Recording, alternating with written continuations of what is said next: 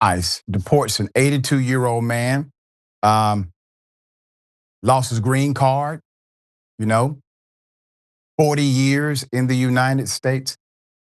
Trump said he was going to get rid of the worst amongst us, right? But he's getting rid of the best. Put a full mask. 82 years of age.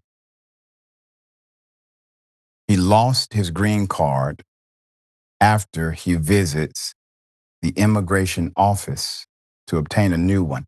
Allentown, Pennsylvania resident, Louis Leon, visited an immigration office to obtain a new green card. This man follows the rules. After he lost his previous one, he was then handcuffed by ICE and taken from his wife with no explanation. On July 9th, the woman called and claimed Leon had died. However, a week later, the family received a call from a relative in Chile with an update. The family said they made efforts to find any information on his whereabouts, but learned nothing. Then, sometime after Leon was detained, a woman purporting to be an immigration lawyer called the family claiming she could help, but did not disclose how she knew about the case or where Leon was. The relative said Leon had first been sent to an immigration detention center in Minnesota before being deported to Guatemala, despite not appearing on any ICE deportation list. His condition at the hospital in Guatemala is unknown. He suffers from diabetes, high blood pressure, and a heart condition. The man needs his medication and he needs consistency. According to his family, who said they are planning to fly to Guatemala to see him,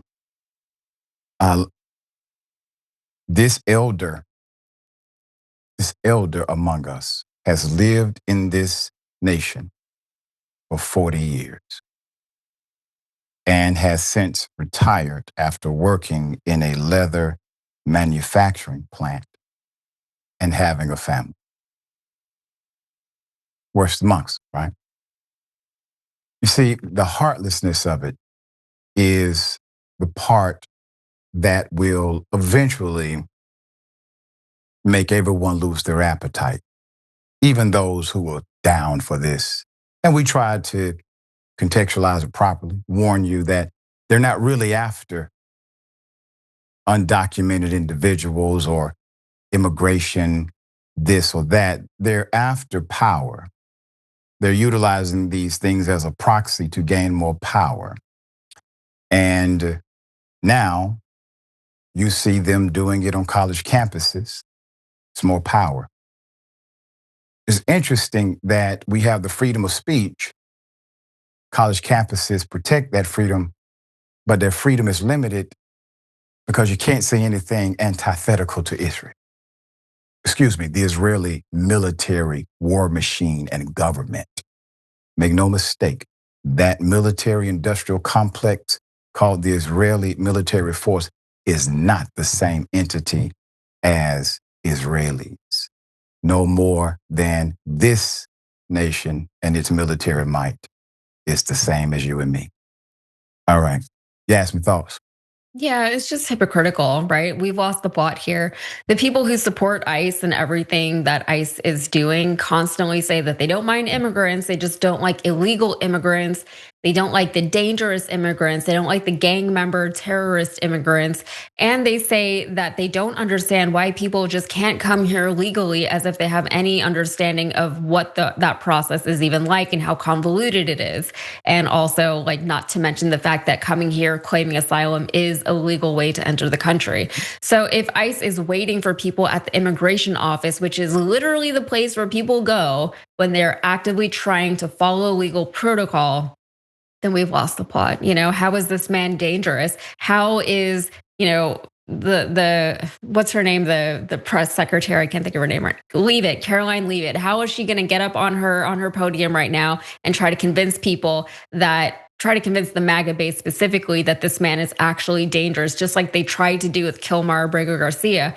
Because you're right, none of this is about legal immigration or illegal immigration. It's about power and control. This is Project 2025 in action. There are always two sides to whatever our government is up to. There is what the government is up to, and then there's also how they sell that to the public. And they sold this one to the public by saying, you know what, there's a lot of dangerous, illegal immigrants here in our country, and we need to get rid of them. We need to track them down by whatever means necessary for the sake of public safety. And the people bought into it, right? The people who voted for Trump, they bought into that. They said there's dangerous people. We have to do something about the border. And I don't care how it gets done, because it is such a problem that it needs to get done. However it gets done, even if that means suspending people's human rights that are protected in our Constitution. But then whenever they start doing things like this and deporting people like this at places like the immigration offices, it's a lot harder to maintain that line and sell it to your base. And we are seeing that there is a fracture within the MAGA base now over not so much the immigration policy of the Trump administration, but the way that they're implementing that strategy. Because the strategy and the policy, that is what they bought on for. But they, for some reason, didn't understand that things like this would be a part of that strategy.